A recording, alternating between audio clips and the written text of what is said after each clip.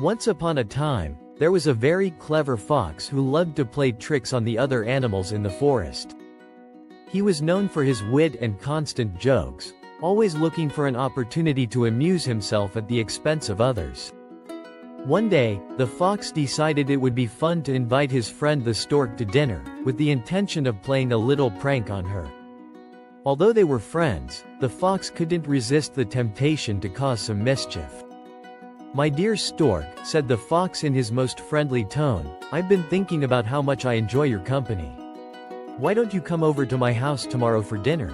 I'll prepare a delicious feast for us." The stork, who was a kind and polite creature, gladly accepted the invitation. Grateful for the offer, she arrived at the fox's house the next day, eager to enjoy a lovely meal. Upon entering, she was warmly welcomed by the fox, who had carefully set the table. The air was filled with delicious aromas, and the stork could hardly wait to taste the food. "Please, take a seat, my friend," said the fox with a smile. "I prepared something special for you." When the stork sat down, she noticed that the fox had served the food on very shallow plates. It was a delicious soup, but it was spread out in a thin layer over the entire plate.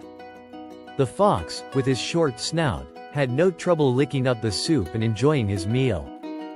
However, the stork, with her long and thin beak, couldn't get a single drop.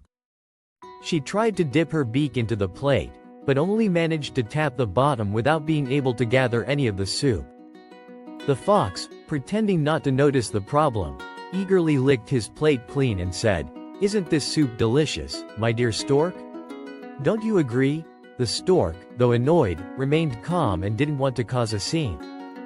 "It's very generous of you to invite me to dinner, fox," she said politely, "though I think this meal is not quite suited to me." The fox, seeing that his joke had worked, chuckled to himself. He knew perfectly well that the stork couldn't eat from the shallow plates, but he felt very clever for his little prank. The stork, however, said nothing more and decided not to confront him at that moment. Instead, she thought of a way to return the favor, but without losing her composure. So, with a smile, she said to the fox, "Thank you so much for the dinner, dear friend. I would like to invite you to my house tomorrow to return the favor. I'll prepare something I'm sure you'll enjoy." The fox, pleased with the idea of a second free meal, eagerly accepted the invitation. "It will be a pleasure, stork," he said, imagining that he would enjoy another delicious meal and perhaps have the chance to play another prank. The next day, the fox arrived at the stork's house, hungry and full of great expectations. The stork welcomed him politely and invited him to sit at the table. The aroma of the food was even more delicious than the day before, and the fox was eager to begin. "I hope you enjoy this meal as much as I enjoyed yours," said the stork with a slight smile. When the fox sat down, he noticed that the stork had served the food in tall jars with long, narrow necks. The food smelled wonderful, but the fox, with his short snout, couldn't reach the food at the bottom of the jar.